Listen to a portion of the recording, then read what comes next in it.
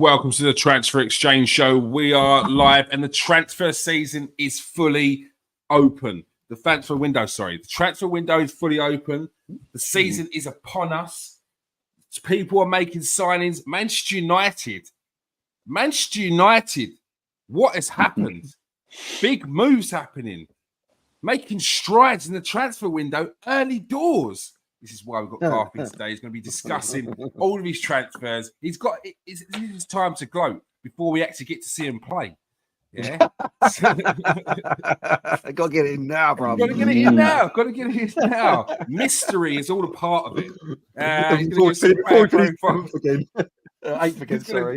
some player profiles. Let us know what he thinks about the latest signings. We've got Steve K in the building. He's going to be giving us the latest exclusive signings. The latest exclusive transfer news. There's news that's come hot off the press already. You're in the right place if you have joined us tonight. Thank you very much. Get comfortable. We've got plenty of transfer news to be discussing and some big moves out in the papers today as well. First and foremost, a couple of things happened already. Onana to Aston Villa with Ross Barkley. Aston Villa, and then the latest news that I hear today is potentially that they could be making a move for Joao Felix. But first of all, Steve, Aston Villa had a really good season last season under Unai Emery.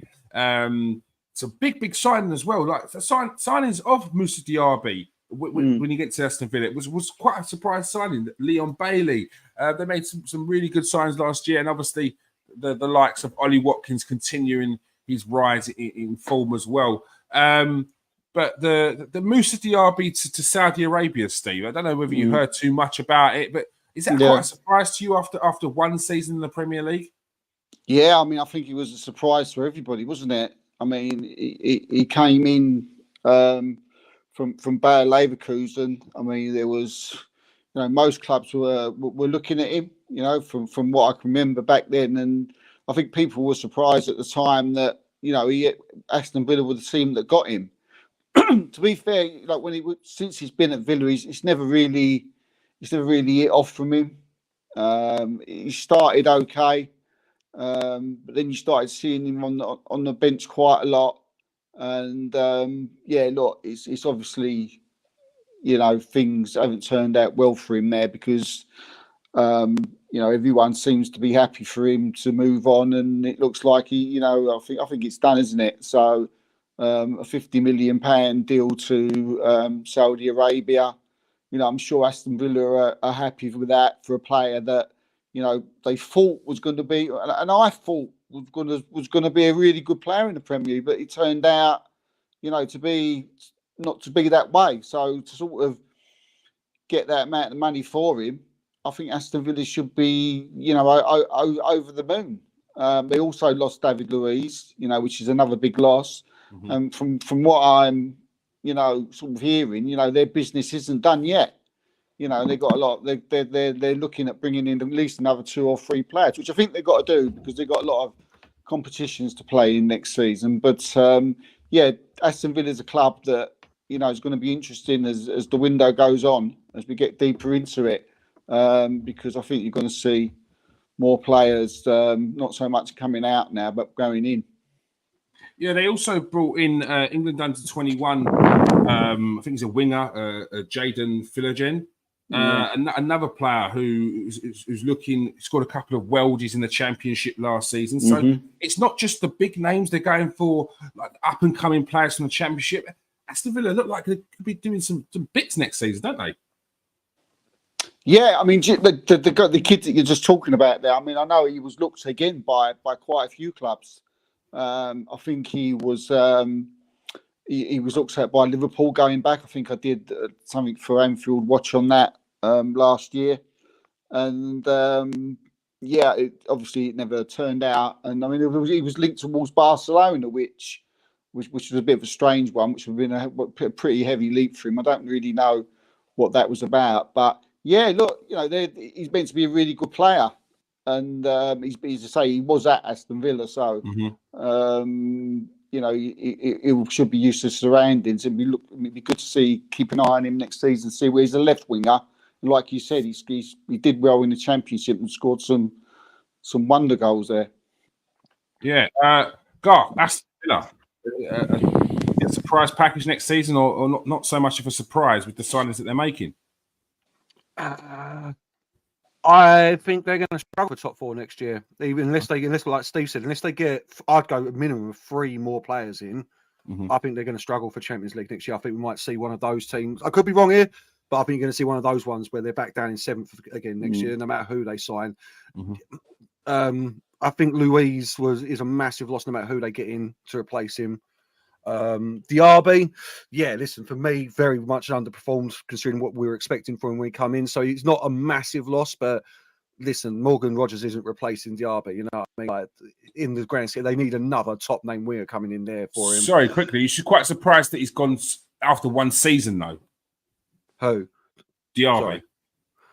Yeah, but I think, listen, Villa are clearly in the middle of some dodgy dealings to make sure that their sustainability rules are kept going. You know, like, let's face it, the Maatsen deal's got stank all over it, the one from Chelsea, then letting one of their youth players go for 15 mil. It's got stank all over it. But no, listen, if the bid came in and Diaby's willing at 25 to go out to Saudi Arabia, then fair play. I don't think anyone else would have bought him personally at that money.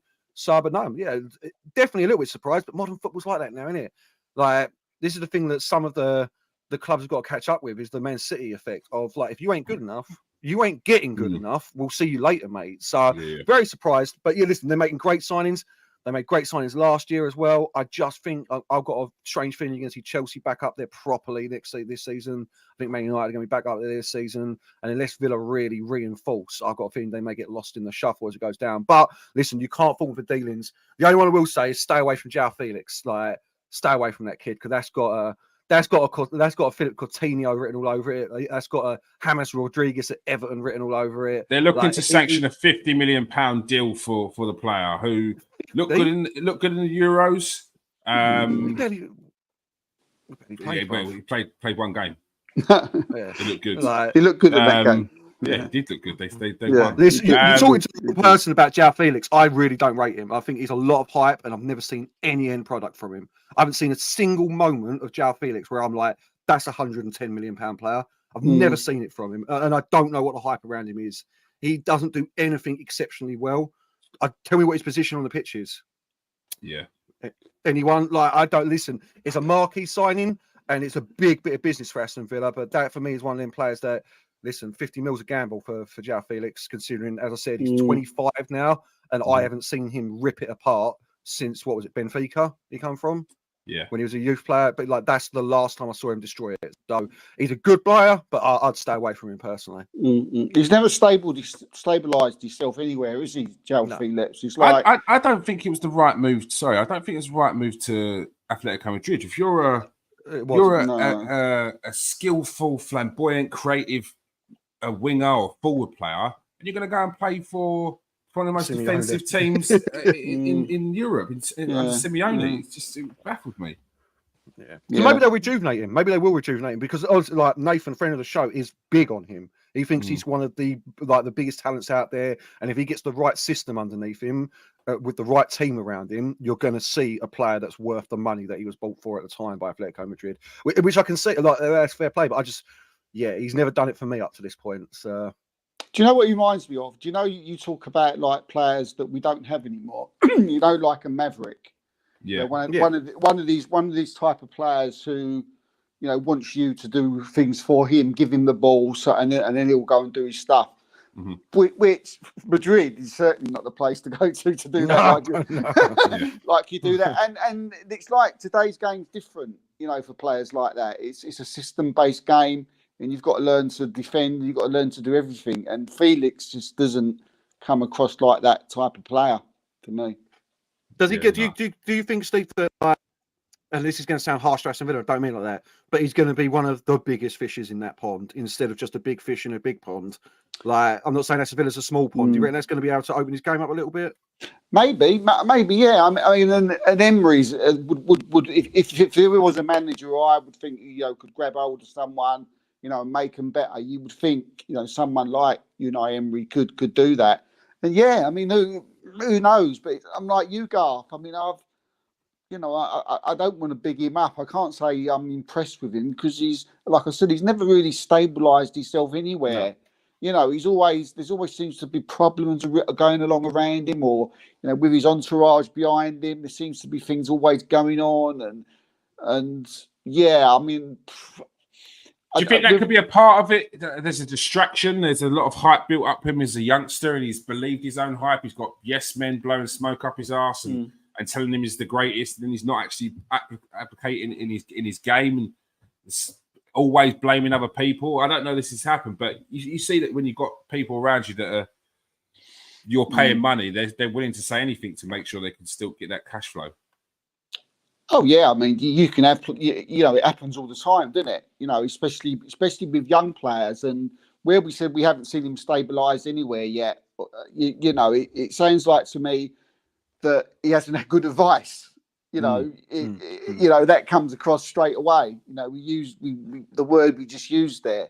You know, when has there ever been like a particular moment in time where you can think, oh yeah, Joao Felix at that particular time was smashing it, doing it up for, you know, regularly, little bit of Madrid, but you know, how long did that last? Yeah, it just seems he's been guided in a wrong way. It's very hard to. I wouldn't know where would be a good club for him. I don't know where. I don't think it's hard to say where he would fit in anywhere. I wouldn't want him at my club. Do you know what I mean? He's not the type of player that fit in there. But yeah, guidance is a massive thing these days, and you know, they can be players, young players especially, can be, you know, put on the wrong paths, and he could well be one of them. Garth, what's your take on the Aston Villa signing of Onana? Mixed ones for him. I know some people feel like it's a top signing. Some people feel like he's a little bit, in terms of money wise, it's slightly overrated. What's your thoughts on it? 50 mil, weren't it? Euros. Like, so what's that? Like 42 English. That's a great signing. I think it was million. Was it million? Is it 50 English? Is it 50 English? Yeah. Still, great signing. Like for me, that's a fantastic signing. I really enjoyed Onana's last season at Everton. I thought he'd done really well in a team that was really poor, to be quite honest with you. 50 mil in the modern game, mate, that's £0 these days. You know, 50 mil is yesterday's 20 mil. Like, so, I mean, yeah, I think that's a quality signing. Like, it's a little overpriced, maybe, but you need a hard battling defensive midfielder in that team. Someone who's going to come in and really do the job, I think. Like, I don't see how, like, it can't be Villa fans upset, surely not with that. Like, they can't be. No, not upset. No one's upset. No one's getting upset. But I'm saying, but just a bit dubious in terms of it's a bit overpriced for him. I like him, but is he worth that much? Yeah. I mean, for me, that's the going price of a proven Premier League central midfielder these days. That's bottom end with a player. I mean, how many years did he have on his contract? 3. They haven't had him long, have they? So yeah, kind of been so 3 years on his contract, like 40 to 50 mil. I mean, come on, that's the. I mean, you boys paid 50 for Ben White, didn't you? We paid 50 for, you know what I mean? Like, we paid 50 for Mason Mount, 60 even. Like, this is the going price for a Premier League proven player. I don't think that's overpriced at all. The more I think about it, I think you've got a great deal there. And I think a player, maybe not a great deal, I think you've got a good deal there and a great player. I really like Onana. I think that's going to suit Aston Villa really well, that player. Maybe I'm wrong here, but like, that's a good replacement for Luis. 100%. Like, maybe he's not as like, because Douglas Luiz ain't an out defensive midfielder like Onana. So he may not have the 6 and 8. Yeah. So Onana's slightly different. He won't have the passing the range that Douglas Luiz got, but I think he's a great replacement. I really do. I don't see too much difference in them levels wise at all, personally. Steve, good signing for Aston Villa, Onana. I think it's a decent signing. I think when you look at, you know, what's out there, I think, you know, the pluses that there is, maybe a little bit overpriced, but he's Premier League proven, which is always a little tick in my book, especially when you're playing in that position. Sometimes it's 50 million, 40 million, 80 million, you know, different positions tell you different things. You know, 50 million for, what is he, 22 years old? Is that all he is? Well, yeah, that's young, man. That's good. Sorry. Yeah, that's right, mate. For a 22-year-old to play in that position, it's probably. I mean, for what was out there, I think Aston Villa had to go and get this type of player. I think the agent did a great job, personally, because there was a lot of furore about this club was interested in, that club was interested in him. From what I'm been told, none of these clubs were that interested in him. But Aston Villa had the chance. They he was available, and I think we'll have to see how he does. To be honest with you, he did well with it for Everton, but look, Aston Villa is a little bit of a step up, but yeah, it's interesting to see what happens. He's still young, so value for money and things like that. That's all. You've got to look at that when you pay in and out for a player.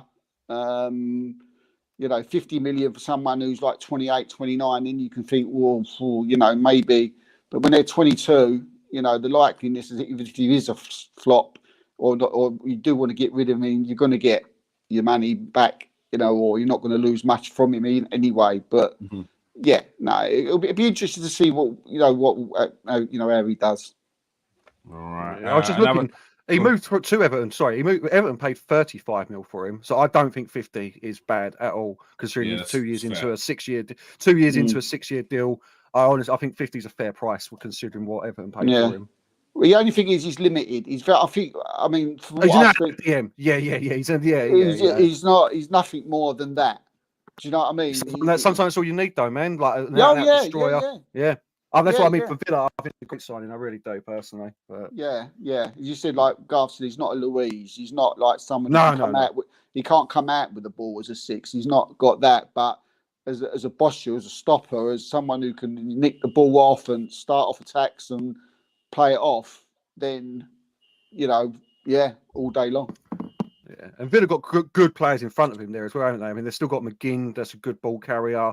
They've got their wingers that are good ball carriers. Obviously, do you know what? Maybe Felix would work with that, because one thing Felix has got is a good ball carrier. So maybe that's exactly like they're building it around where they've got all their carriers in front of him. So yeah, I know what you mean. Though he's not coming in to do anything other than That's what it is. He might. He's young. Do you know what I mean? In a couple of years, that might be a part of his game that he'll learn and get better at. No, I agree. Another club who's looking to make some big moves this summer is West Ham United, linked with N'Golo Kante in a 25 million euro deal. N'Golo Kante, we've seen at the World Cup, he's still got plenty to give in football. Still going, mate.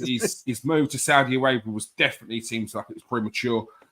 West Ham looking to jump all over that and be a good signing for West Ham. Yeah. I think any other 33-year-old, you'd be saying 25 mil. I don't know about that, mate. Yeah. But Kante's the Energizer Bunny, isn't he? Like, literally, he's going to go until he's 40 by the looks of things. Mate, and if they do get him, then someone better put money on West Ham winning the league, because that geezer wins trophies wherever he goes, N'Golo Kante. So, like, he's a trophy magnet. Having been on the end of the Casemiro debacle with Man United, I would worry going out and getting Kante right now, even though he done well in the Euros and everything. You're talking about a man, 2 years removed from top flight football? Yeah, he had a good Euros, but I don't know. Listen, it's a great signing if they get him, and they'll get a good year, maybe 2. But this is not a long-term option. All jokes about him playing to his 40 aside. This isn't a signing that advances West Ham, in my opinion, that takes them up a notch. Maybe for a year, but then you've got to find a replacement for Kante. You might as well go and find that player now. You're never going to find someone that good. So we all love N'Golo Kante. I think this may be 2 years. Like you said, Keir, I think his move to Saudi Arabia may have been premature, and this may be just a couple of years too late for to be bringing him back. Yeah, Steve, what's your thoughts on that one? Kante still got plenty in the locker, but is it at this level of the Premier League? Yeah, I don't know. It's a strange one for me. I mean, I speak to a lot of West Ham fans, and they're a little bit, they're saying, well, they can't work out where he's going to play, where he's going to fit in, this type of thing. So, he's not someone who's sort of like people are sort of getting excited about from the people I talk to anyway. But yes, look, it's a strange one. You know, they've got Alvarez there, they've got Ward-Prowse in that midfield. What they want to do with him. I mean, there's no doubt of his quality. I mean, whether it happened, I mean, I thought, did I hear that he was happy at Saudi Arabia, and and he didn't really wasn't that asked about moving and things like that. So I mean, look, if you're West Ham and you can get him to come and as be part of your squad type of thing, and you can get him at a decent price, then fantastic. But I don't think he's someone that I would want to start in my midfield, even if I was West Ham every week. There's no doubt about his ability. We know that. Whether he could keep it up for so long every single game, I think, like Garth said, I think you're better off waiting, and looking around for someone. If you're looking at, a lot bit young, I'm sure there's plenty out there. But as far as I know, he's happy at Saudi Arabia, which surprises me really. Be anything to do with the money? Not even go, can they? He's like renowned. I mean, all money helps, don't he? He's renowned for being an absolute, doesn't spend money, anything like that. I think he just loves life, man. Doesn't care. Like I think he's happy in Saudi Arabia. If you think about it, because Kante's always come across to me as one of them players that's well good, but doesn't love playing football. What I mean? He's not one of he just does it as the job sort of thing. So he's probably loving life out there. Great weather, you know what I mean? Like family and everything. For maybe he wants to come back to the Premier League. Is it like I said, Steve? It's a strange signing, no matter what. I mean, I don't know how far ahead it is, going down the road, but I'll be surprised if this happens. I can't see Kante at West Ham for some reason. Another player that they're being linked to, a former Premier League, Chelsea, and say England, but doesn't really get many opportunities. For Fikayo Tomori, very, very good player, versatile defender. West Ham linked with the England international. Steve, what's your thoughts on this one? West Ham trying to shore up their defence with the experience of Tomori after a few seasons in Serie A. Good signing. Yeah, I mean, I'm a big fan of this guy. I think he's a little bit out of favour now, in Milan. But when he went, I was really surprised when he went out to played in the Serie A. I wasn't surprised that they bought him, but I was surprised that someone in England didn't snap him up.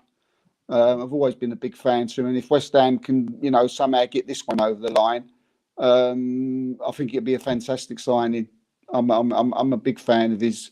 So I think he's form this season's dipped a bit. I think he's been a little bit put out by the way he's been treated. By not having a lot of game time.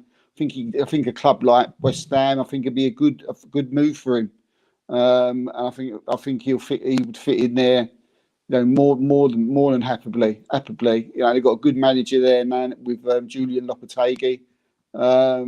He's the type of signing that I think if they got I could see doing well there. And as I said, I think he's a really good player. Garth, Tomori, I know you like the player. West Ham, are you thinking, why aren't Man United sniffing about? Just thinking that. Literally, West Ham, you can jog on, lads. Tomori's available. Well, sorry, did anyone say a price? What sort of range of price we're talking about for him? Any ideas? Hold on. No, there's no price. I don't think he'd be cheap because he hasn't been hardly playing it. I don't think the rest of the seats. So I think you get 25-30 million. I think. Oh, that's dirt cheap for Tomori, mate. Oh my god. Yeah, I like Tomori a lot, Steve. I think he's great. I really like it. It sickens me. Don't get the England team. What a signing for West Ham. If they pull that out, mate, that's a major signing for the Hammers. That's really that would improve their team. No end. That would improve their team. Tomori in there.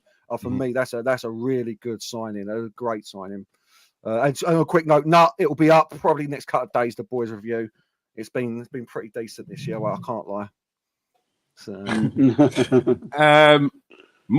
what's this? What's he saying? West Ham gets Mori. United overspends on an unproved 18-year-old. We'll move to that because we've got to hear what Garth's got to say. He's talking about 50 mil. That ain't overspending on any player anymore. So there we go. Garth, Leny Yoro. Man United making the signing. Real Madrid. It looked like Real Madrid could potentially get this defender, but he's joined Man United. Surprising on that one, first of all. Yeah, I saw the news of this that Lille had accepted the offer. Was it Lille? Yeah, and accepted the offer for Man United 50 mil.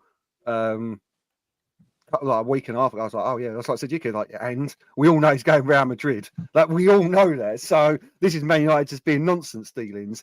And the next thing I know, I messaged you and I was like, is this happening? He's on a plane apparently, going for a medical. So listen, statement signing, very surprised. Unproven, thought of, but he's sort of like, I mean, we'll get into details on him. I wouldn't go that far yet. Like, and 50 mil in the modern game is absolutely nothing for what is being widely regarded as the best up and coming centre back in Europe. Mm-hmm. So, like, I listen. I'm like most people. I didn't know that much about him before Man United signed him. I've done some research now, though, and I'm excited. I'm excited for this player. So, what type of defender is he then? Right foot, 6'3", covering centre back. So it'll work perfectly with the more move forward and get the ball playing Martinez, left and right centre backs. Perfect for Martinez, if you ask me. Obviously, very young, 18 years old. Is that a worry for you? It is usually, but sometimes if they're good enough, that they're old enough, sort of thing. I had this with Maino, and I didn't want to start him because I was worried. And look how that turned out. The kid's proving it. But yeah, I mean, the thing with him being 18, it ain't so much his skill level, it's his bulk for a Premier League centre back. It like, you can tell, look at that picture there. He looks like he's built like an 18-year-old. You know what I mean? Like, he looks like it. Needs to put that bulk on. But I mean, main thing for me, 18, there's loads of time for him to improve on his already impressive abilities. Like, you go through some of that, he's already played 60 games for Lille, 9 in Europe. You know what I mean? He was starting for them at 16 years old. That's crazy. Yeah, he's only 18 now, mate. He's played 60 games in the last 2.5 years for him. Yeah, starting centre back for them at 16 years old. Like I say, good covering centre back. He's not the greatest ground jeweler yet, from what I've seen and from what I've read. But that's, again, a lot to do with the bulk he's got on him. So he can lose like the shoulder to shoulder a lot. But he doesn't get into him very much. His aerial duels, however, 5th best success rate in League One, which I think is a massive stat for the Premier League. Perfect modern centre-back who can cover the wide spaces, left by an inverted full-back as well. He likes to move out wide. So he's one of them. He's got everything. And this is what Paulo Fonseca said about him, about him bringing him into the team at 16. For me, players don't have age if they have talent. It was so easy to understand that he would be important to the team. In all my years as a coach, I've never seen such a young player with such maturity. He has so much class, so much elegance. He is such a beautiful player. Now, listen, managers say this about their players all the time, you know what I mean? But big words. So, yeah, I think Man United have pulled an absolute stunner out of the bag with this. I don't think 50 mil is overspending. I think that's the right price for him, 100%. We paid 50 mil for Aaron Wan-Bissaka. You know, we paid 80 mil for Maguire, for goodness sake. So I think it's perfect price.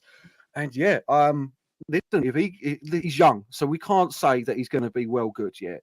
But everything is pointing to the fact that we have just signed one of the hottest prospects in all of European football.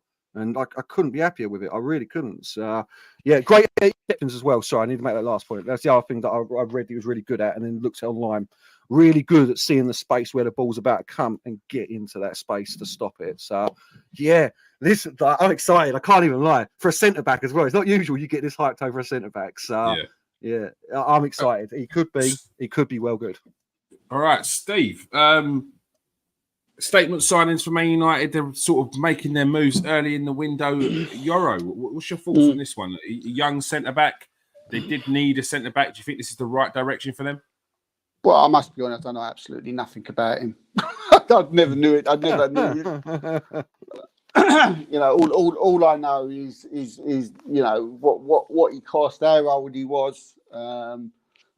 Spoken to a few French experts, who watch League One regular on, what he's all about, and they say he was excellent last season, and and like Garth's already said, Real Madrid, wanted him, and I think was it Liverpool also Paris wanted him, Saint-Germain, and Paris Saint-Germain. The only thing I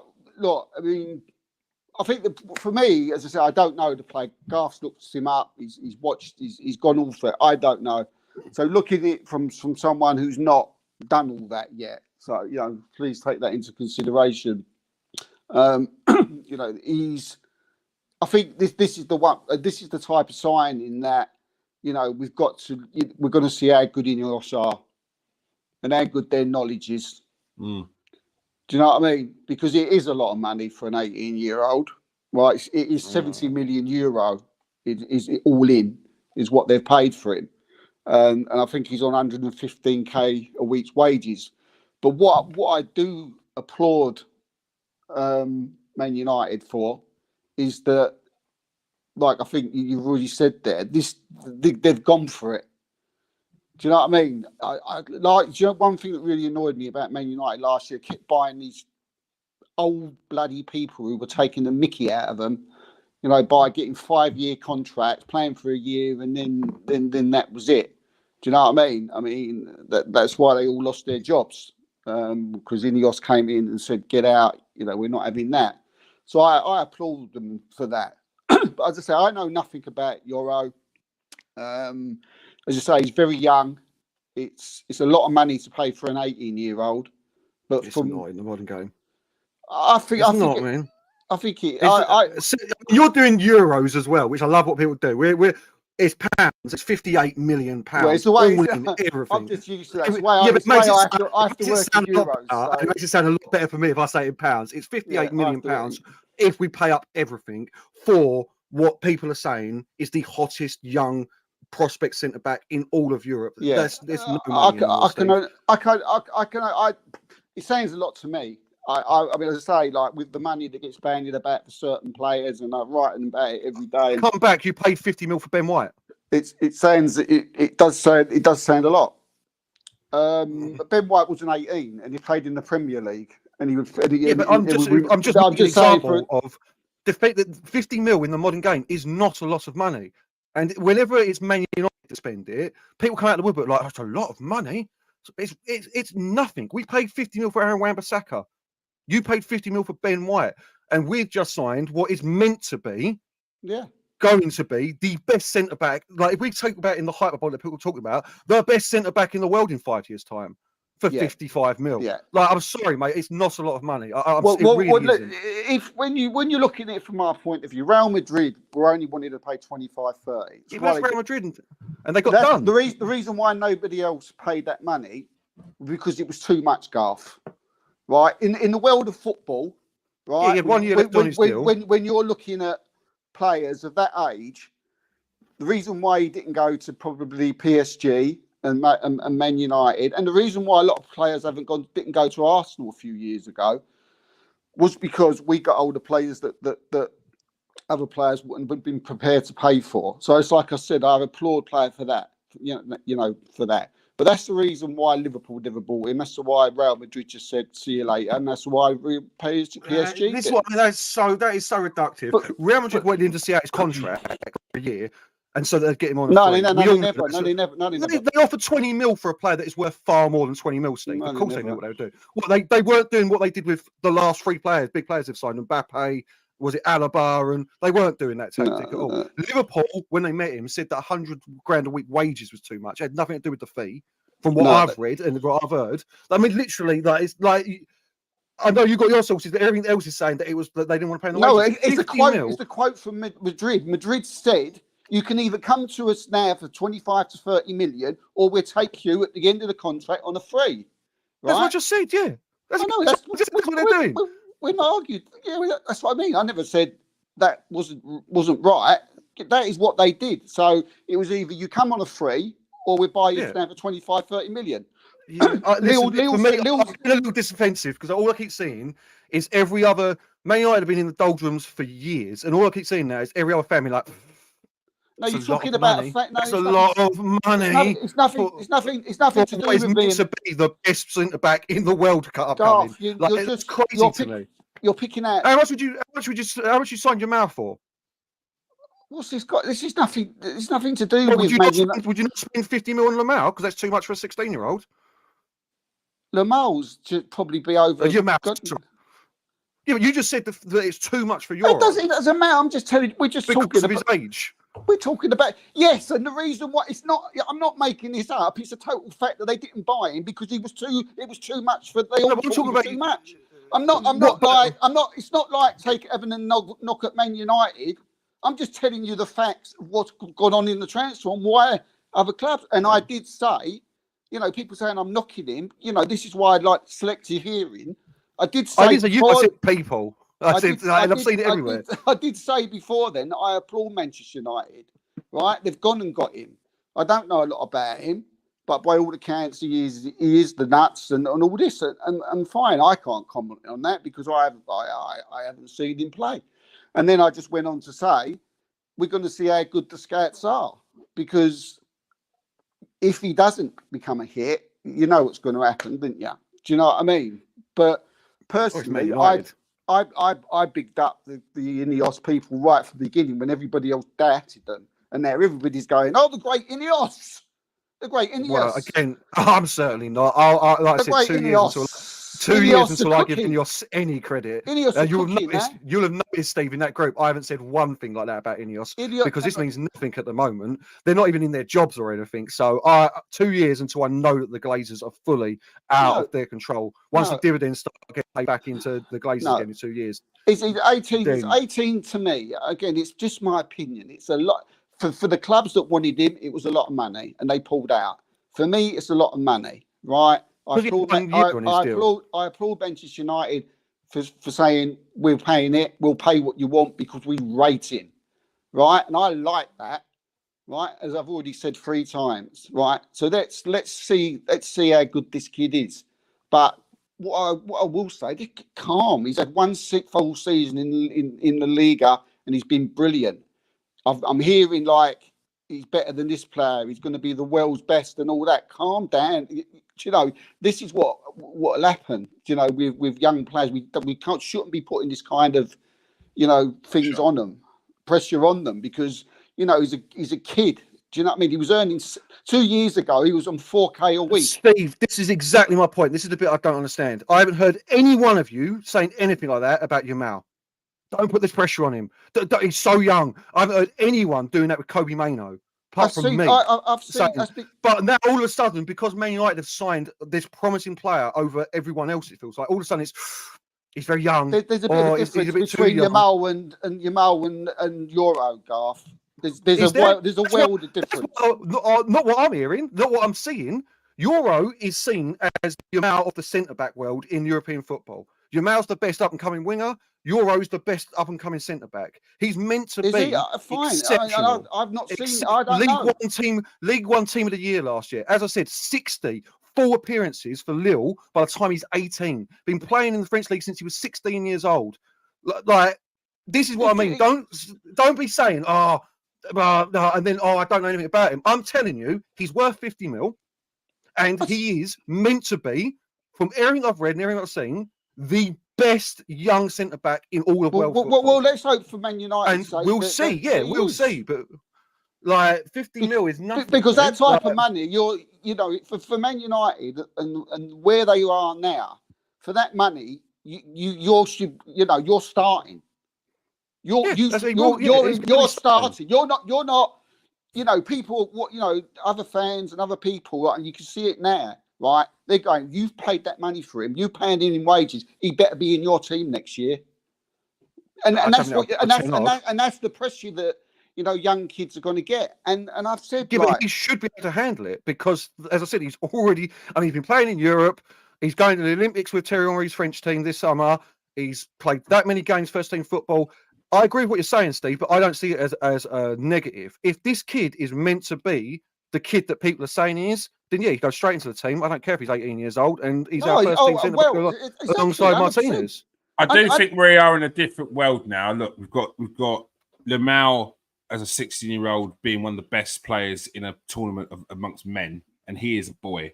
We've got Barcelona also playing 17-year-olds at centre back in Champions League football and in title races. Maybe it's not quite there in the Premier League with that young in that age group, but like you said, we'll see what Man United. The only thing is, you're asking me to ask my opinion. If I haven't seen him or watched him or analysed him, then that's the way anybody else who hasn't seen him, analysed him or watched him, he's going to come across. That's the pitch they're going to say, and that's normal.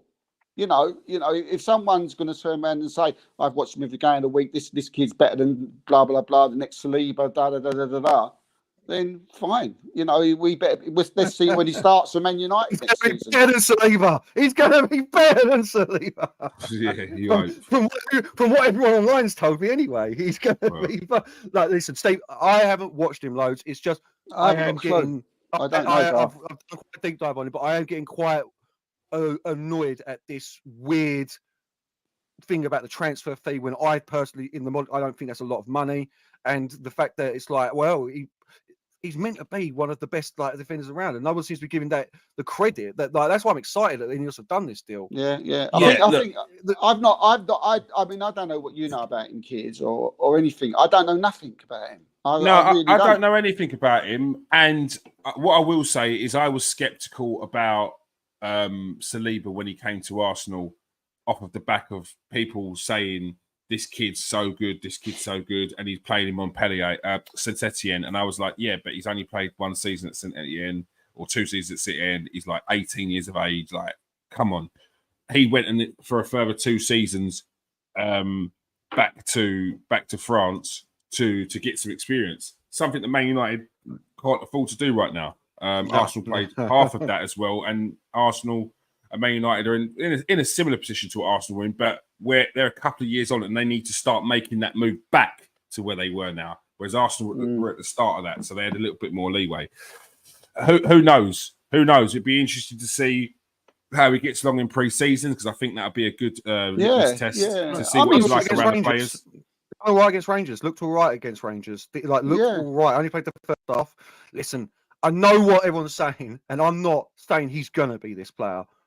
But for the hype around him and what all of the people in France are saying, from what I've read myself, from the videos I've seen about him, that fee is well reasonable. I think it says a lot that the Real Madrid were doing their typical dirty tactics of winding down players' contracts and asking them to push for a move and all that, and then hoping to get him cheap or on a free. So it'd be interesting to see what he does. Yeah. See, that's what I like.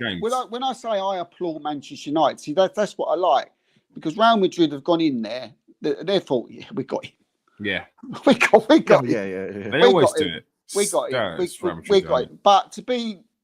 But Man United have gone in there and said, no, we'll take him now. And Real Madrid have like, oh, I didn't expect that.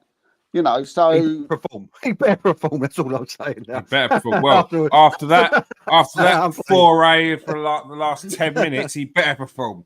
I'm definitely gonna go and watch him now. I'll tell you. Watch him, and he's gonna go and clip the last 10 minutes of. No, it is worth looking him. Yeah, it is worth looking him up. He does look. Yeah. He looks all right. I'm joking. I'm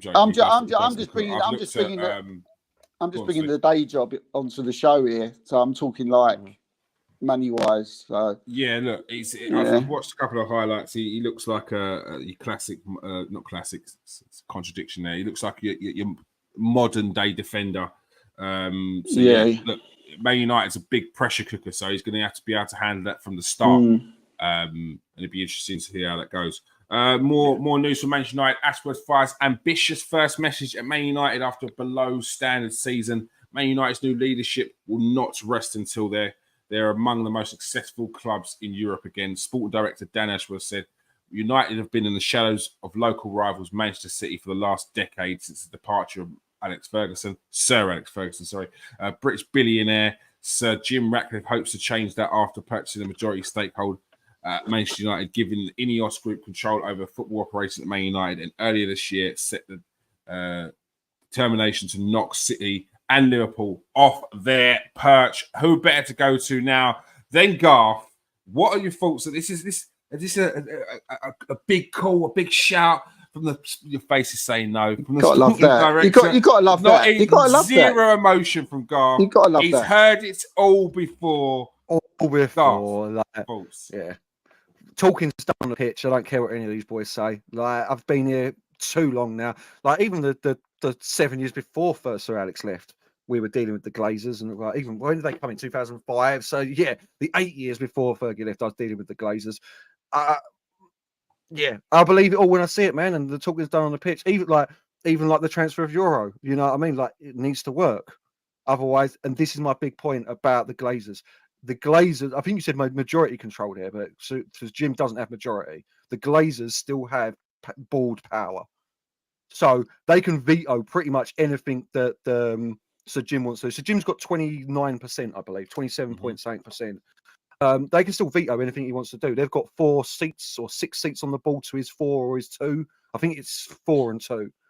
And they're all under the Glazers. So yeah, they can stand there and give me give it all the platitudes about how we're going to knock Liverpool off their perch and we're going to knock Man City off their perch. You know what I mean? Like, you notice he didn't mention Arsenal because you're not bothering. You're not worth bothering about. So the big teams he's going for.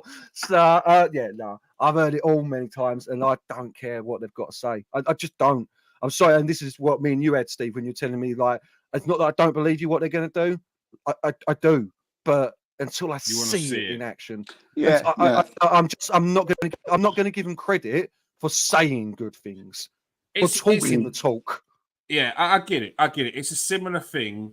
We had the Cronkies come in, yeah, and they talked the talk, and then nothing happened, and then they did more talking, and nothing happened, and then we all hated them, and then there was a big change, and then they came in, and then they did that Sky Sports interview after they nearly was talking about going into the Super League, and off the back of that, Josh Kroenke gave a big speech about how things are going to change. We're sorry we did this, did that. And I was just like, I can't really believe the word you're saying, mate, because it sounds nice, but I've listened to you the last 3 times you said it. So I'm just going to wait until you do it. And to be fair to them, since then, they've held up their end of the bargain.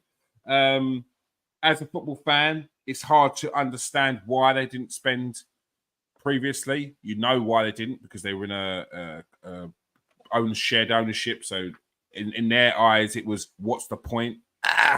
Mate, that was 20 or 15 years of what's the point? That ripped my gut out when you said that. Another thing, though, as well, kids, was and it's similar to this Manchester United thing, right? Which you know, I'll talk about in a minute if you like. At the time with that Kroenke thing, Arsenal had managers that were yes men. Yeah. And they came into Arsenal, right? And they was like, yes, sir, no, sir, too bad, small, sir. Yeah. Right? Now, what's happened with Arsenal, when Arteta and Edo come in, it was sort of like, you want us, but you do as we say. If you want me to come, right, if you want me to cook my stuff, which I keep hearing this word lately, if you want us to do our stuff, we have the final say. We say what goes on. We go and get the players. You don't get involved. Yeah. So that conversation around that type of thing, right? And then Josh sort of semi-agreed with that, and it was like in the end, sort of Josh got involved with the 3, so it was the 3 of them. Stan was kicked out. Do you know what I mean? He can go and do his Americans. He's not even involved anymore. He just takes the money. So you had managers that came in and a new regime that came in, who, unlike the previous regime, turned around and said, no, we control football matters. Yeah. I'm not coming to you and asking you for about a player. And this is what I'm getting from Manchester United, that there is no way.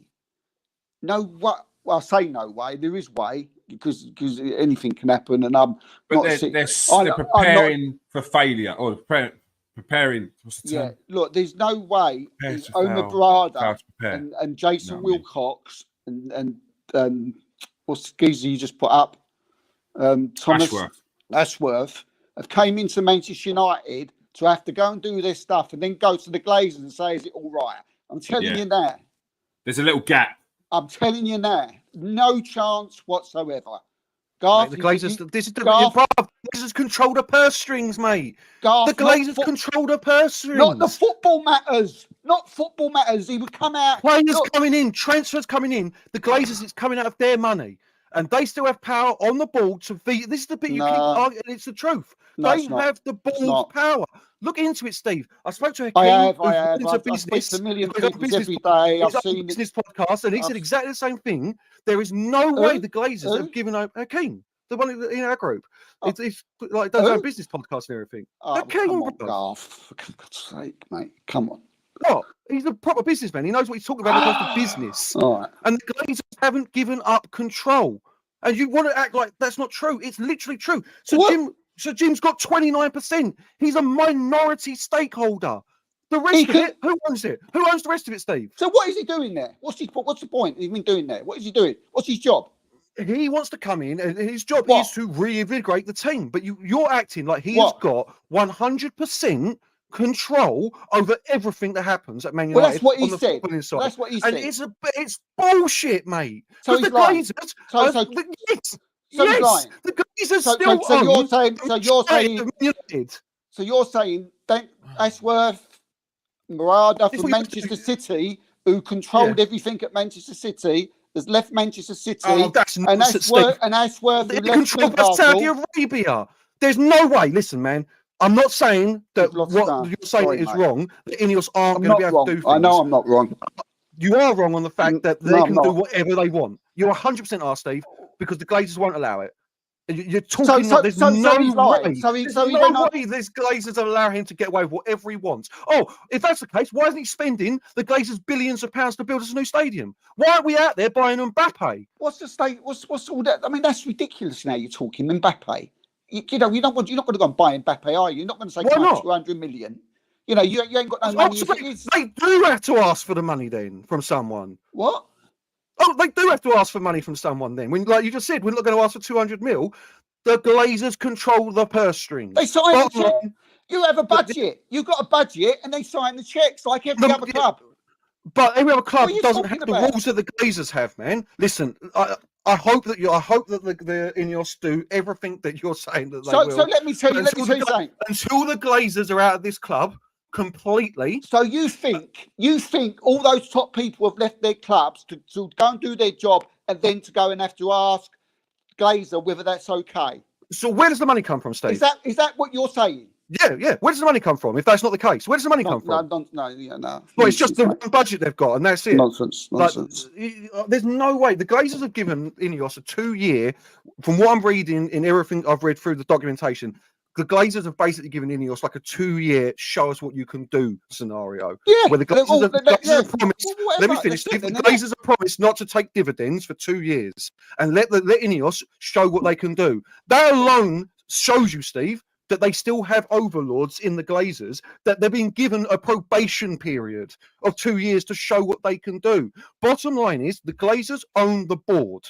At board level, when it comes down to it and decisions have to be made, it's the Glazers that are making the decisions. So you're telling me you've brought all these people in. You've brought all these people in, and I've already said yes. And you're telling me that the Glazers have got to say whether they think that transfer is okay. Not if the transfer is okay, but if it goes anywhere near a lot of money, personally, well, of course it does. Any club's got a budget, Garth.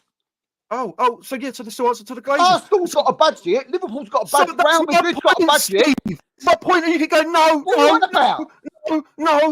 That's my point. Until the Glazers are gone, completely gone, Steve. From this club, they make no money out of this club. Their name isn't anywhere near Manchester United. They're still in control. You still got a budget, Garth.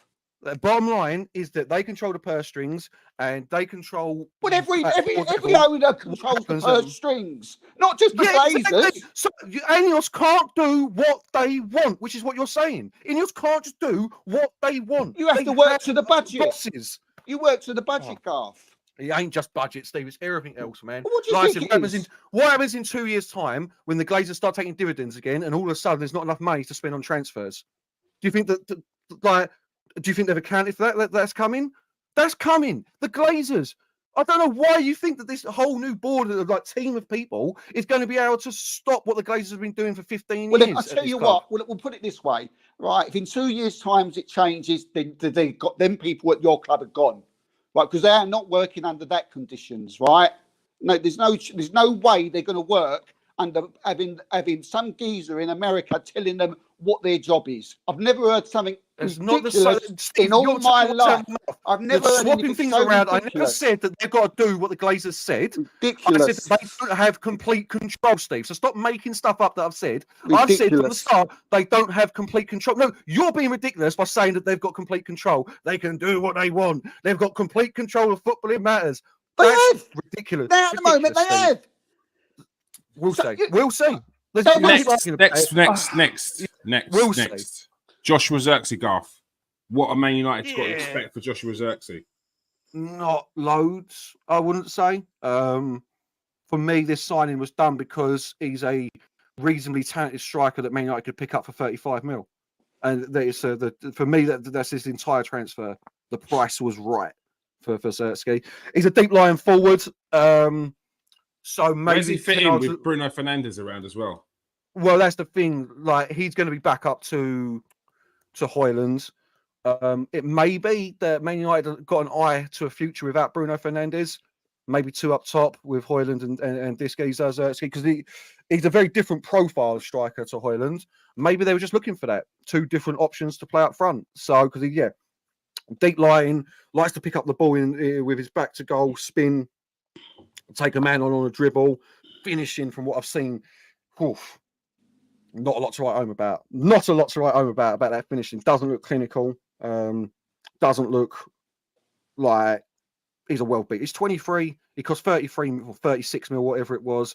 I think you could be asking for a 16 goal all competitions season from him at most. You know what I mean? One of those players. Again, could be proven very wrong here. But as I've been saying this from the moment we signed him, for me, this was Joshua Zirkzee's available for 36 mil. Who else is available in that price bracket at this level? No one. We'll take Joshua Zirkzee then. Obviously, Ten Hag knows him from, was it Bayern Munich 2 days? Is that right? Mm-hmm. No. Yeah, is that where it was? Yeah. And maybe Ruud van Nistelrooy worked some magic on him and turned him into a real prolific striker. But yeah, I don't want anyone to be getting too hyped about Joshua Zirkzee at all. Like, he's the sort of striker I was talking about, lads. And I was like, we should go and sign like a Danny Welbeck or something like that. He is top quality backup striker, in my opinion, from what I've seen of him so far. Does he put pressure on Højlund? Only if he starts scoring and Højlund doesn't. Otherwise, I think Højlund's nailed on to be our starting striker for the season. All right. Yeah. All so right. strikers in it. That's what it comes to. If Højlund don't score for 8 games and Zirkzee's got 4 in 7, I think you might see him start playing a bit more. But I do think Højlund will be our starting striker for the majority of next year. All right. Steve, signing for Tottenham, which kind of surprised a fair few people, as he looked like he was on his way to Brentford. Archie Gray from Leeds, very well regarded in Leeds, family through and through from Eddie. I think his dad's Andy, not the Andy Gray, the Sky Sports one, the Andy Gray, the fullback. I think it was at Leeds. Good signing for Tottenham.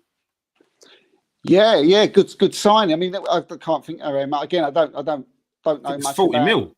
40. Yeah, I mean that's a lot. 40 mil. Do Yeah. you know what I'm saying? It sounds a lot, but then again, it sounds a lot because maybe I don't know. Don't know too much. I think it's 40 mil for a championship player. He's well highly regarded, but it's from the championship, isn't it? He is well good. Yeah. Again, look, I don't know too much about him, to be honest with you. I mean, whether he's gonna, I don't think he's gonna someone who's gonna start. He's obviously someone scouted and thinks that he's obviously someone probably for the future or something. But it'd be interesting to see how he does. But other than that, I don't really know too much about him. But Brentford have a good track record of unearthing some talents. And the fact that Brentford were basically he got a medical at Brentford. He was basically signed. Yeah. Ah. And then Tottenham swooped in and nabbed him last minute. That would have been the better deal for him. Brentford 100% would have been the better option. I think Archie Gray, I said to you when they signed him, didn't I? He's a supremely talented footballer for a young kid, 18 years old. Central midfielder. England under 21s as well. Yeah, box to box, I'd say more defensive than attacking. Okay. But he's got all the attributes to be a top quality footballer. Top quality footballer. But then again, the kid that came up, who was it at Brentford? Who was the kid that came up last year that I thought was going to be really good as well? Central midfielder. Oh no, I thought you were talking about the Danish kid. No, there was a kid to come up from the Champions. I really can't think of his name. It was the big one there. But obviously, they're hoping he's going to be more of an Adam Wharton than that. You know what I mean? Like, come up from the Champions. Listen, he's a supremely talented footballer. This is what I was saying earlier, Steve. 40 mil in the modern game for a prospect of that level. No, it's no money anymore. It really isn't. I know it is to us because we come from a time where 40 mil, 15 mil. Yeah. How many caps has he got for the first team? How many caps? Yeah. How many England caps he got? Yeah. But in the modern game, it just isn't, is it? You know, like it just isn't. So, but no, supremely talented midfielder. Gone too soon to Spurs, I think, maybe if he isn't going to play first team football there. He needs, but that's why Brentford would definitely needs to make that transition from playing week in, week out at Leeds to playing week in, week out at his next club. Yeah, 100%. But good signing in my opinion. Yeah. It makes players like Van Havertz and McAllister look cheap, doesn't it, from last year? Yeah. You know, people were saying like, you know, they were overpaid. You know, but I can pick out 10 players round about that price from last year who were internationals. Yeah. It is. If you want that prospect and you don't want to have to pay 80 mil for him in 2 seasons after he's had 1 season back up from the Championship with Leeds, then you've got to make that move now. You've got to take that gamble. And I feel like their range between 35 to 50 mil is that gamble for the young players. Anyone know much about the Lucas Bergville that Tottenham have just signed as well? No, I can't say. No. Let's not get too excited about that one either. Yeah, played the Spurs have a habit of buying the Swedish league.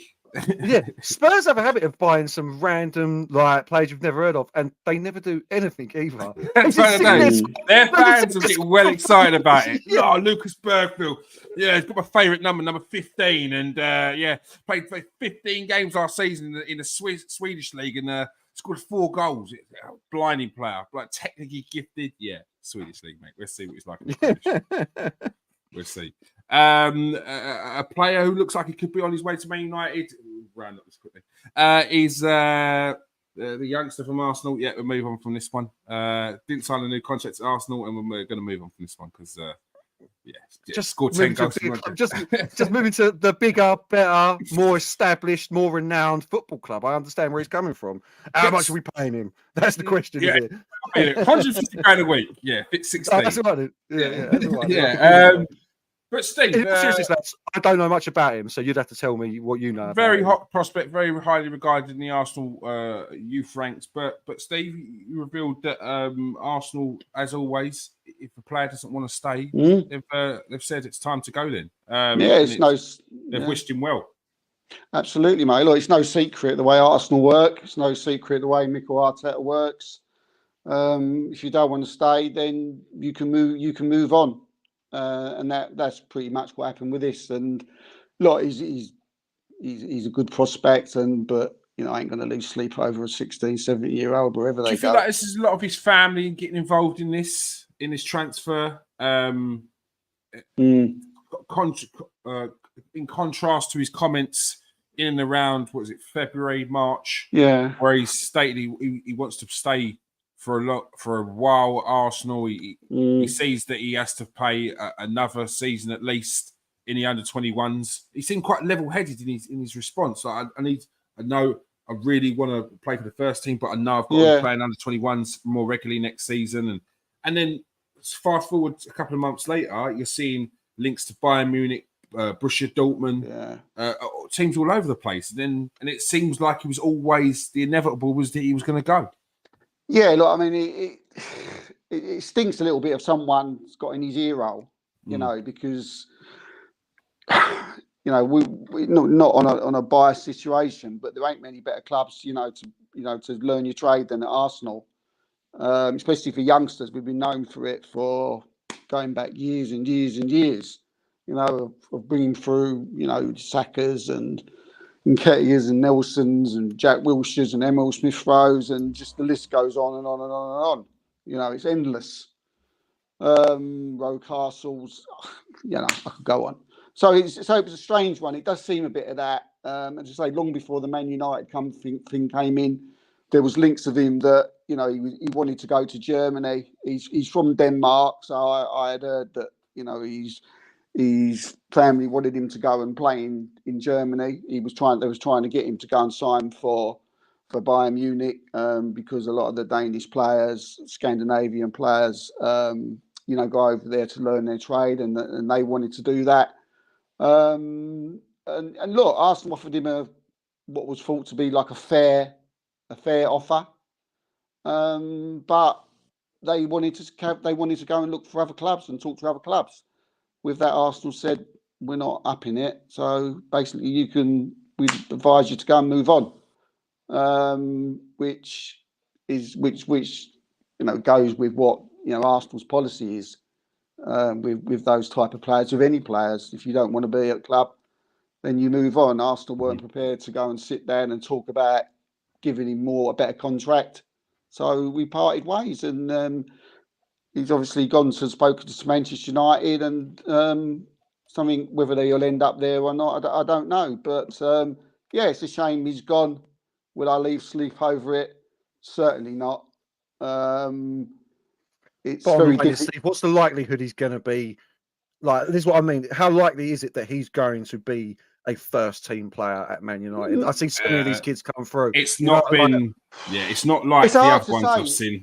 It's hard to say. But but sorry, Steve. You know what I mean? Like when you see the hype, like the real hype.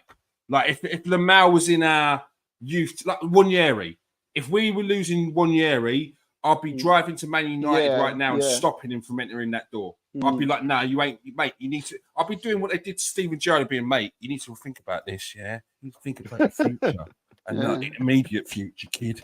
Yeah, I'll be in his ear. The thing is, like as well, psycho football fan. He's about from the post, everything else like the 16-year-old boy you're talking about there, bro. Carl, bring that down. All right, I'll have a word with his mum and dad. All right. The thing is, as well, he's about a foot taller than any other defender in the league he plays in, which makes a difference when you're that age. Of course it does, yeah. Do you know what I mean? So you're going to score a lot of goals when you're a foot bigger. I mean, look at Haaland. He's like a freak, isn't he? Like Obi Martin's that freak in when he plays to other defenders in the academy. So he's going to score a lot of goals. But I would have liked him to stay. And if Man, it'd be another one to be interesting to see how he goes. But I think they'd like him to go to Germany as well. So I think, look, their family stroke representatives. You can tell by reports and things I'm hearing that they're tatting him out everywhere. Who wants him? Who's got the best deal? There's a bit of that going on here, isn't there? I presumed it was something like that, man, because it's a bit weird. Like this, it's just well from Arsenal. If it weren't that he was going to Man United from Arsenal, this wouldn't even be a news story. You know what I mean? These 16-year-olds move. Like, I know you boys wanted to keep him, but I don't think you it doesn't feel like you were like, we've got to keep this kid. Like, it don't matter what we do, this kid can't go elsewhere. So it's just he's living a bit off the back that he scored 9 goals against Liverpool in 2 games. Yes, and I think it's that. His under 17 record, which as far as he's gone, is impressive. It's just like 10 goals in 14 games from Denmark at under 17 the tournament. Like, yeah, but we've all seen this. This is what I'm saying. Like, Hugill was meant to be. He scored goal after goal for Man United youth team and reserves. And the one that we just let go is the one we just let go that we signed for almost $1 million, weren't it? 750 grand from City. We had Balogun goal. We had Flo and Balogun. Yeah. You know what I mean? And we sold him at the right time when you look at it. We sold him at the right time. We got 40 million for him. He's gone to Monaco and he's not tearing up trees anymore. He's got 40 mil for Balogun. When you look at the season that he had, it was smart to sell him at that price because he got, what was it, like 13 goals from the penalty spot of his 20 something. So it was like, let's get the money in. Let's get the money in. Yeah. And he came in, didn't he? He came in, started, putting his orders in. Do you know what I mean? Oh, I want to start for Arsenal. I want to be in front of Gabriel Jesus. It's not something you hear directly from the player, and then when you hear it from the player, he's like acts very humble. But when you keep on hearing murmurs left, right, and centre when they're not playing, he doesn't really want to come back and not be a starter. They're like, I get you saying, mate, but we just bought Gabriel Jesus. Like there's a ranking, there's a hierarchy. You've got to earn your spot. You can't just come in. Eddie's scoring goals at the moment. You can't just come in and take his spot. I know there's a lot of hype around you, but you got to bide your time. What's he doing now? He ain't doing nothing now, is he? There we go. And I think that's that's it. And then they're out to looking for another striker as it is. Before we move on, we ain't got long left. But Steve, Gabriel Jesus looks like he's going to stay. A bit of news you released earlier on today. Yeah. I mean, he's had a big heart-to-heart in the close season with Mikel Arteta. It wasn't obviously about his ability. We all know Gabriel Jesus when fit, but they said, look, we need to test you out. You need to do certain things, and during close season, and he's been working hard. He's been wanting to get back. He wants that number 9 shirt. Do you know what I mean? He wants to get that back off of Havertz. And it looks like, from what I'm hearing, that he will be staying. There's been a few links with him that he's going to go to Saudi Arabia and all that. They're after him, but that he doesn't come across as one of these type of players that would want to play for a team in the Saudi Arabia. So, but yeah, look, I think he's ready, he's fit, he's stronger. Apparently now he's stronger than ever, and he's ready to try and win his place back next season. That's what you want, though. That's what you want to hear. Striker. Definitely. I don't want to go anywhere. I don't want to go. Certainly don't want to go Saudi Arabia. I've got plenty more to offer, and I want my spot back. That is what you want. A hungry striker. If he's on the bench or he starts, you want him hungry. Let me ask you this then quickly, boys. Does that put a kibosh on your search for another striker this summer? I think it did. I think the whole thing. That's a bad thing. There's not like to replace Jesus is a big task. I know a lot of people don't rate him, but I think he's quality. So, I think what happened, Garth. I think what happened was they wasn't expecting Havertz to be the success he's been. Yeah. And I think that now they've got Havertz and Jesus. Their mind started to look at a certain different type of striker. Yeah. Before Havertz hit his form, we was like, okay, right, we need Isaac. We need Dorokeys, by 100 million, 80 million, did it. And all of a sudden, Havertz has gone into the 9 and done fantastically well. And they've gone, whoa, hold on a minute. He could have saved us that money. We've already got that player here. Yeah. I think he had encouraging Euros as well. He had an encouraging Euros as well. Jesus is back to fitness. But I think that's where the old sort of psyche of who they was looking at changed. Hence why the reason that then they started looking at younger players, upcoming players. They had a little scout. They had a little look at Zirkzee. They had a little look. You where to go? He said, "Only Man United for me, lads." But it turned out at the end that Šeško was the one they wanted. But where he wanted to stay at Leipzig and play first team football, because Arsenal were looking at that young player to came in for the future. That's what they was looking at. If someone comes up like that now, then possibly. But thinking about it, you look at the young strikers, 2022 now, the profile that Arsenal will probably be looking for, they're not really there. Do you know what I mean? And probably why Zirkzee probably was and Šeško were probably the only two type of players that were maybe could do that. And both of them, I think, would want to play first team football. And they need it. You're not going to get that at Arsenal at the moment anyway. I said this a couple of weeks ago, didn't I, lads? You're in that position now where you're too good to be buying average players as your backup, but you're not quite there yet where you can do a Man City and drop 60 mil on backup players. You know what I mean? Go on.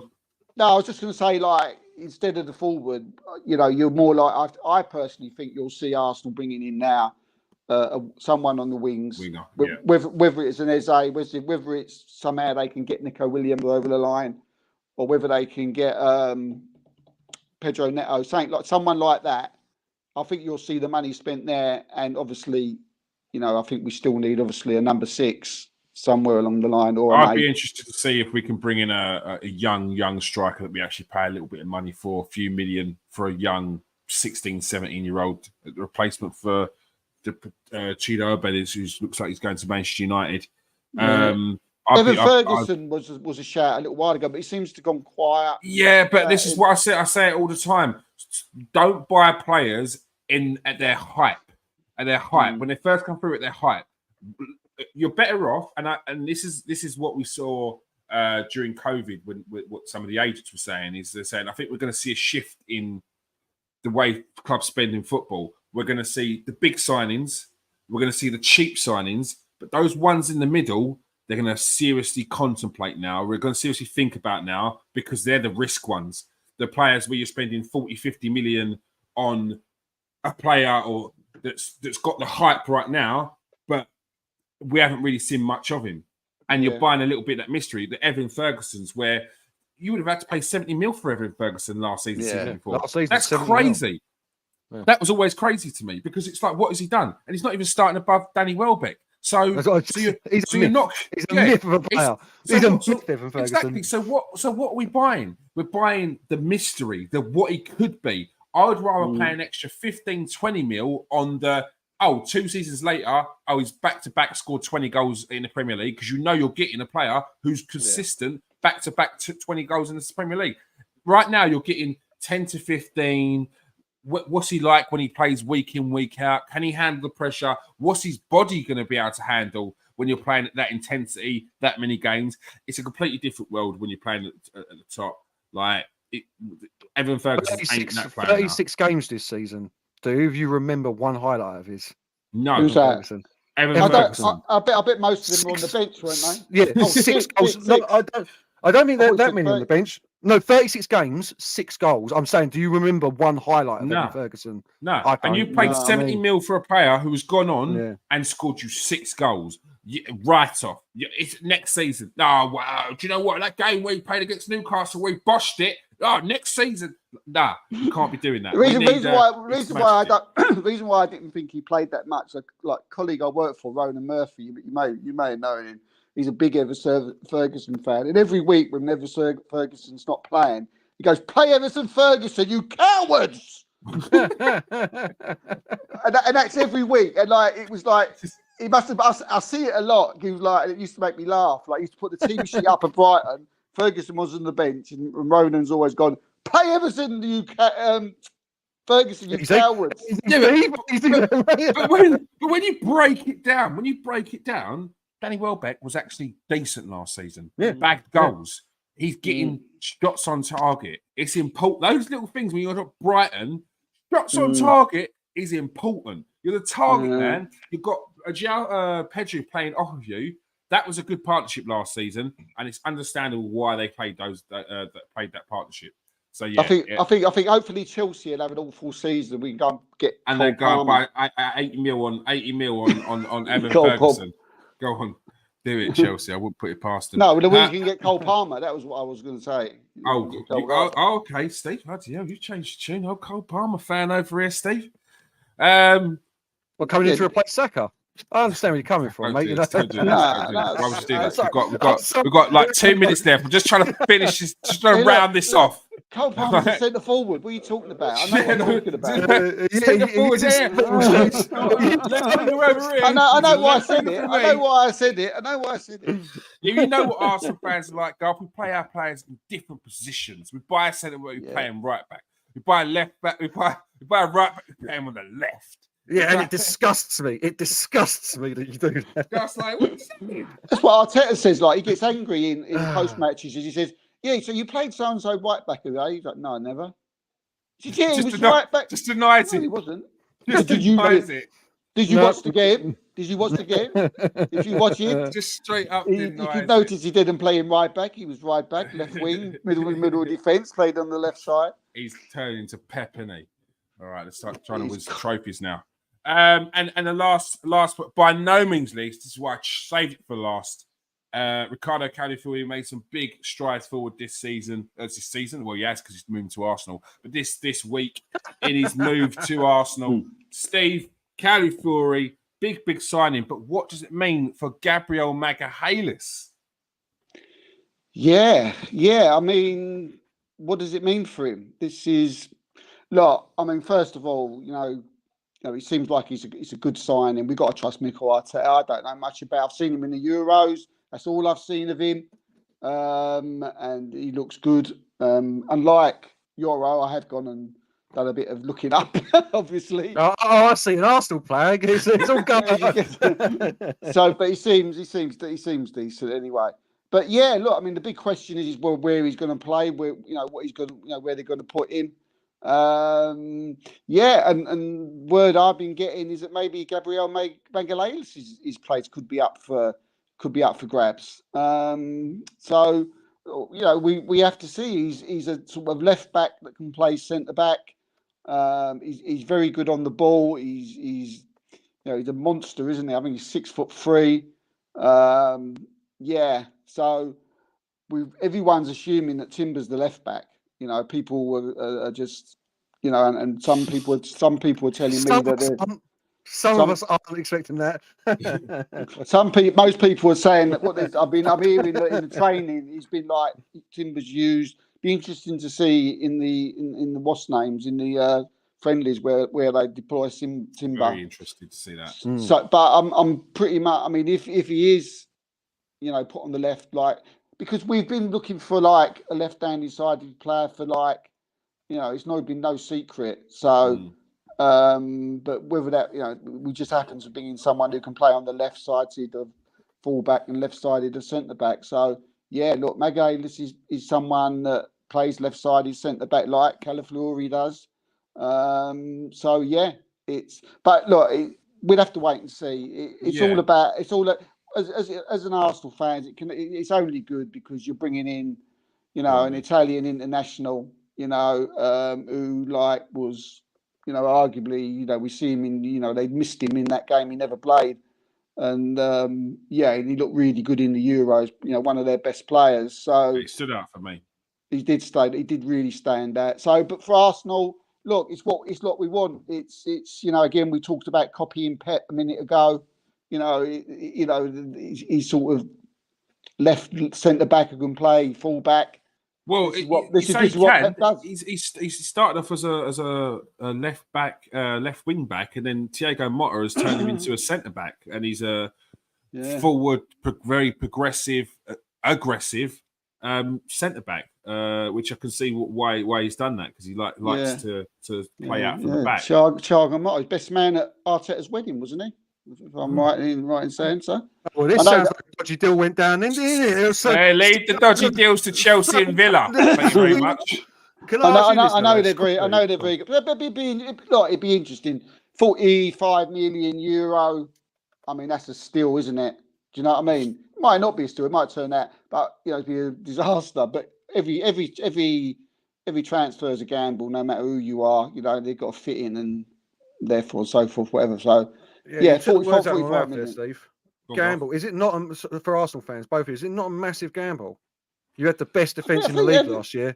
To be bringing in a centre back, and I know what you're both saying. He's outright said that he wants to play centre back. You make that face, but you were very much on board with it when it was Saka saying he won't play left back.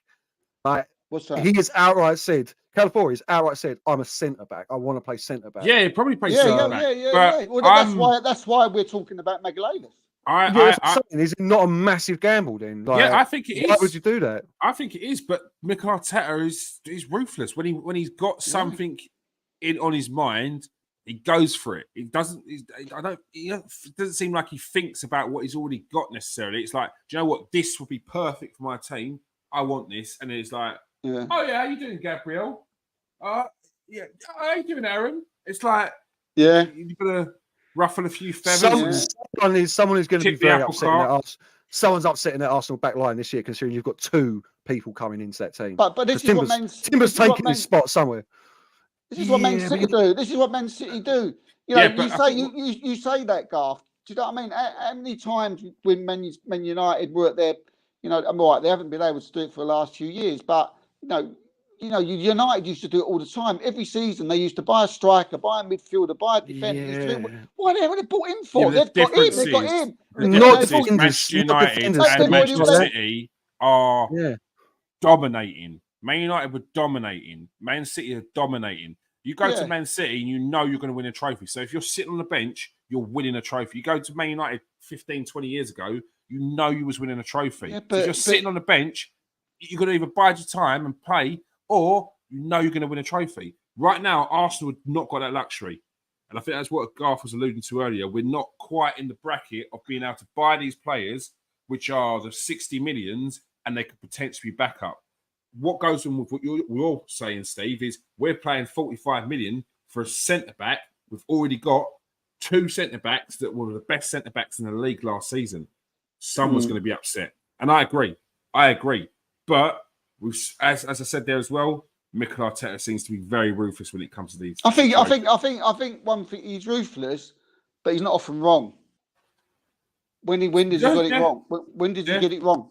Yeah. Do you know what I mean? We all compete. We can all pick out one person and say, oh, we didn't make it. Well, we can say that about every manager, right? But the top managers make few mistakes, and there's been many players that Arsenal have bought where Arsenal fans, me like, you like, have said, well, what we bought him for?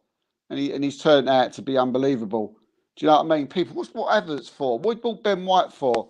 Do you know what I mean? Why is he playing that? What's he doing with playing Xhaka in that position? Trossard? What he bought Trossard? I don't get. What's what, Jorginho at Chelsea? What, he's had it. What we all saying about him now?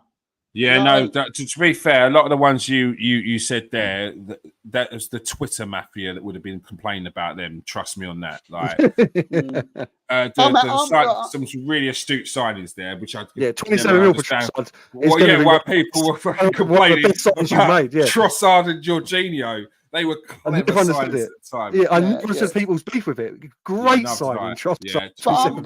We've got our mate, Mr. Mer. I love Gabriel. Right, I love him. Right, I've rated, I've bigged him up. But if Calafiori comes in and makes us better, wins a title, then I'm sorry. Then that's so. So that's what I was just about to go and say. Is Arsenal are at the point we have to win stuff now. We've got to start winning stuff. We're saved it for tomorrow, but we do. Yeah. We do. There's no. We have to start winning things. We have to put a medal in these players' hands that gives them that. Okay, we're doing stuff. We're moving forward. We have to. And yes, we have to challenge for the league. We have to progress further in the Champions League, but we have to put a medal in these players' hands. We've got to. We've got to show them, be at this club, you'll win things. All right. Because players get antsy otherwise, man. You've seen it at every club. Right. They start moving on. It happens to Liverpool big time.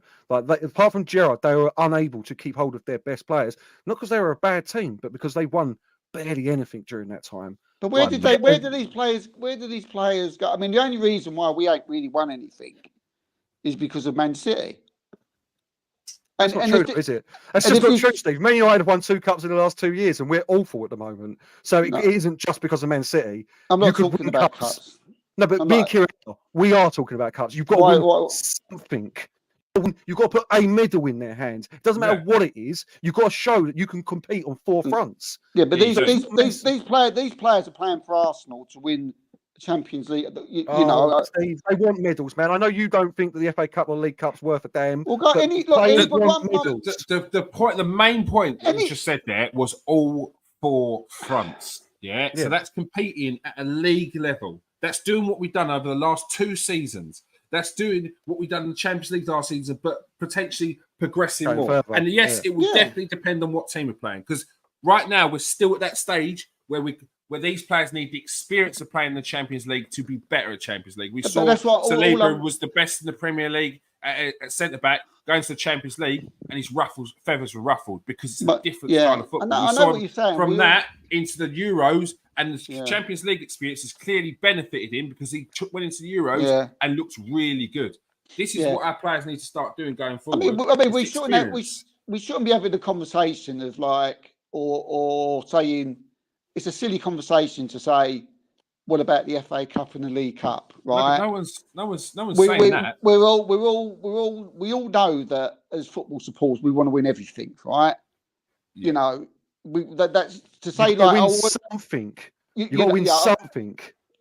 No, look, no, yes, fine, yeah, we all want to win. We all want to win. It doesn't matter who we're playing. In fact, we've got like 3 friendlies coming up this week. You know, in USA, I want to win them. Steve, cool. That's not what we're talking about, man. Like whatever you're about to say doesn't matter because you've got to have the season you had this year and still win a trophy somehow. And if you always say it, only one team can win the Premier League and only one team can win the Champions League. And if you're not that team, you need to be winning trophies elsewhere. The FA Cup and the League Cup are your options. Why are those players? One question, for both of you, right? Why are these players, these top players at Arsenal Football Club? And don't say to win the FA Cup and League Cup, please. Don't do not say it, please. Don't win say trophies. To win trophies. So you think? Because you're arguing. This is my point. That's all. Because you've asked the question. This is my. I'm trying to talk. I'm not talking about that. Which you're talking about bringing these great players in to do this, to do that, right? So when you're to win the league. Yeah. So obviously we're talking about that. Is what we're talking about, isn't it? Yeah.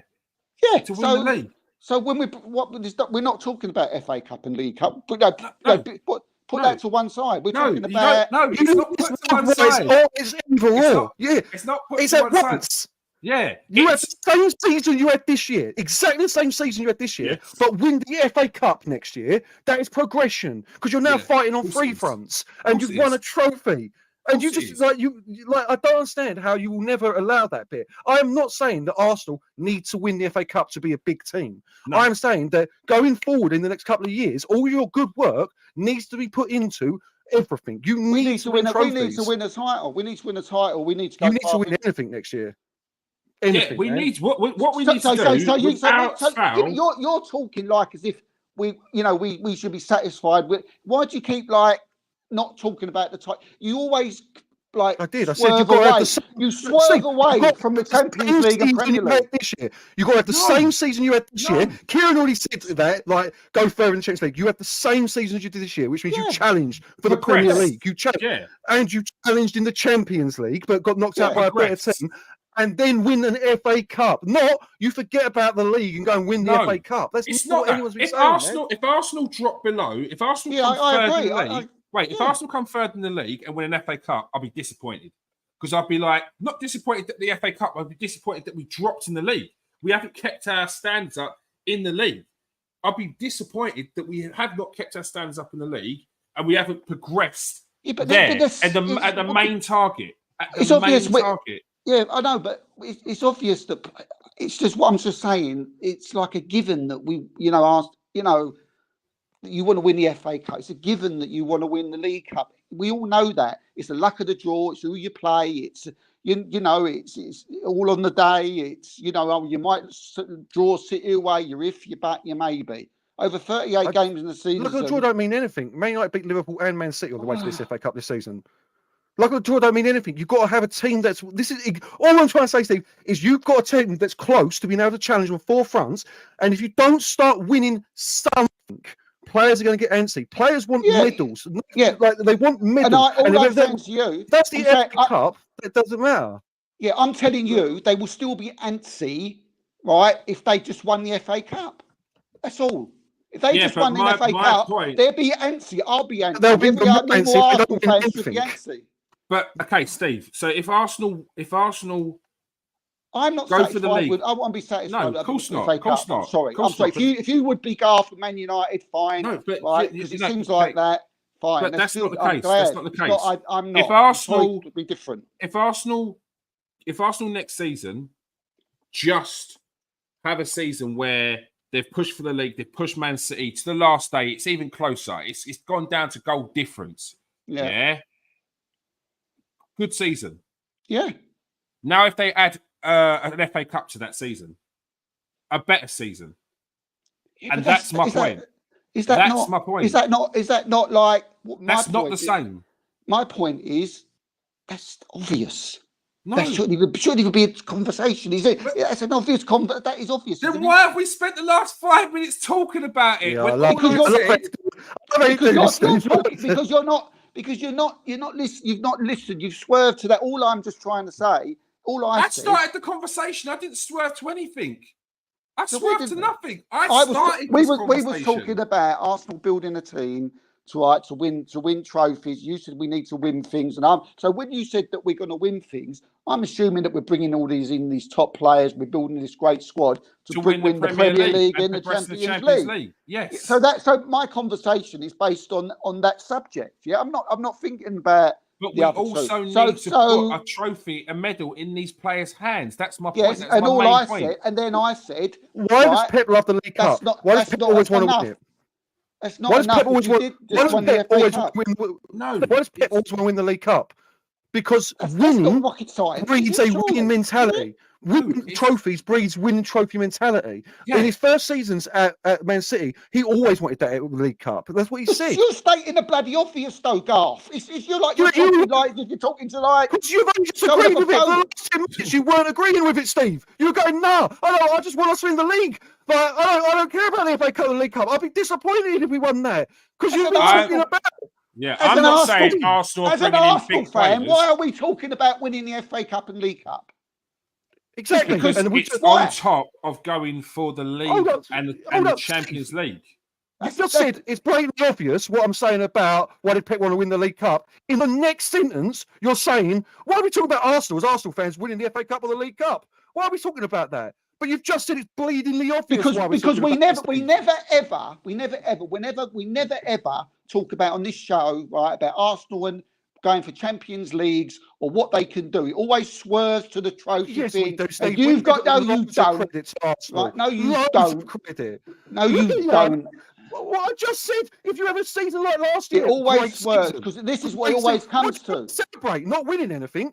Is that what you want me to celebrate? Congratulations, Steve. That's what it always goes to, mate. That's what it always goes to. If I was the one that said, I'm sitting here wanting to talk about Arsenal going for the Premier League with Champions League and bringing big players in to try and win that.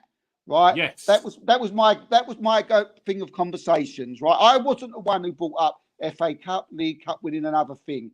Right? The conversation that I was having, you brought up. You was talking about bringing in the big players to win things. When you're bringing in big players, I'm assuming that you want to win the big trophies, right? So I'm assuming that's what we're talking about, right? So when you're telling me about the League Cup and the FA Cup, right, and you're saying, well, you need to win that.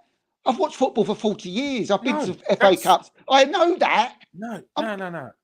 You're talking like I'm a dopo or something. No. This stemmed from us talking about Calafiori coming into this squad and Magalhaes being in the squad. So 2 top players being for the same position. My point is, Arsenal need to put a medal in their hands as well as going for the league, as well as going for the Champions League. While you go on, Arsenal put a medal in their hand. But when you said that, because we was talking about the big players and the whatever, I'm assuming when you said put a medal in their hands, I'm assuming he's talking about Premier League and Champions League. That's what I am. And then Garth went on about the FA Cup and the League Cup. I am talking about the Premier League and Champions League, but also I'm not neglecting the fact that we could also talk about an FA Cup, because when you are going for the league, if you miss out on the league, there has to be a consolation prize. And the consolation prize in a season, which you would still class as a good season, by just missing out on the Premier League, a consolation prize is an FA Cup. That's putting a medal in the hand. That keeps players sweet. That keeps. Oh, do you know what? I didn't get as many games as I did this season, but I've got an FA Cup medal. Push on to next season, we could do more. The difference between that and the disappointment. Hold on, the disappointment of not winning the league. It's night and day. That's night and day. Yeah, but as I said, like when you was talking, I'm replying to you as if we're talking about Premier League and Champions League. So I'm saying, yeah, we need to win that. We've got to win that because, you know, we're there and all that. And then I'm saying, well, you've got to put a medal in their hands. No, we do. Look, so I'm not going to say we need to win the Champions League. Like, we ain't in that. We ain't even won the league yet. So for me to be saying we need to be winning the Champions People League, think it's so easy, don't they? It's ludicrous. People think it's so easy. It's ludicrous. We're talking about a Manchester City team that's dominated the same way that Man United did. It's freakishly, like, it doesn't happen. But we are in that now. We have to bide our time, unfortunately, and wait until they have probably a nip, a mistake, a ricket, and then we exploit it. Then we take that lead. Then we find the weakness. At the moment, this bunch of robots do not have any weaknesses, especially when they've got Dr. Robotnik at the top in Pep Guardiola. They're freaks. They're freaks. Yeah, no. Look, I mean, as an Arsenal fan, right? I'm sorry, but if I'm focused on, I think we're good enough to win the Premier League. Now. I get it. And I think winning the FA Cup 4 seasons out of 5, and people saying that's crap. And when people turn around and say to me, "Yeah, but we won the cup last year. We had a better season than you." But forget about that. Go away. Forget about that. Steve, I hate the way no one has said that. Unless you've seen it on Twitter, no one in our group has said we've had a better season than you this year. And that's what annoys me. You keep acting like we don't give Arsenal bare props. I give Arsenal bare props. No, I don't think Havertz is as good as you make out he is. I think he's good. He's not as good as you're making out, though. No, I don't think certain players are as good as you make out. But I gave nothing but props for Arsenal this season. I've given nothing but props about the job Arteta's done at that club. I've given nothing but props about players like Saka, players like Saliba, players like Timbo, who ain't even played for you yet. Look how much hype I'm giving him. So don't sit there and say I'm not giving you props, but to act like Arsenal now are this club where... Did I say you, Garth? FA Cup means nothing. Did I say FA you, Cup Garth? means... Yeah, you did say me. You did. You said you. You said you. You're talking to me. You don't give Arsenal any credit. I was like, yes, I do. No, you don't. No, you don't. Steve, it was 5 minutes ago, mate. If you've forgotten that, I don't know what to say, fella. It was 5 minutes ago. I said, you rewind it. We'll see. Yeah. We'll see. Yeah. I said all you hear is Man United, other fans saying, "Oh, we had a better season than you. We won the FA Cup." I never mentioned your name once. No, that was just now. 5 minutes ago. 5 minutes ago, Steve, when we were having the conversation, not the last thing you said. 5 minutes ago. Steve. Why does always the fact that